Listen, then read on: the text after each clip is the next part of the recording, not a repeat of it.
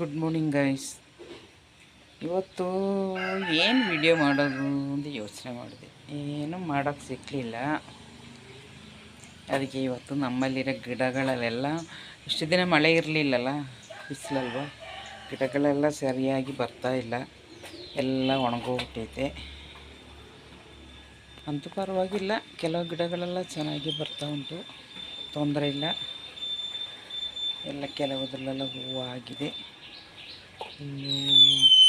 ಇನ್ನೂ ಸ್ವಲ್ಪ ನೆನ್ನೆ ತುಂಬ ಮಳೆ ಗಾಳಿ ಎಲ್ಲ ಇತ್ತು, ಗಿಡಗಳೆಲ್ಲ ಮುರಿದು ಹೋಗ್ಬಿಟ್ಟೈತೆ. ಗಿಡ ತುಂಬ ಚೆನ್ನಾಗಿದೆ, ಹೂವು ಆಗಿಲ್ಲ, ಎಲ್ಲ ತುಂಬ ಚೆನ್ನಾಗಿದೆ. ಮತ್ತು ಮ್ಯಾಗಿ ಏನು ಮಾಡ್ತಾಯಿದ್ದೀಯಾ? ನಮ್ಮ ನಾಯಿ ನೋಡಿ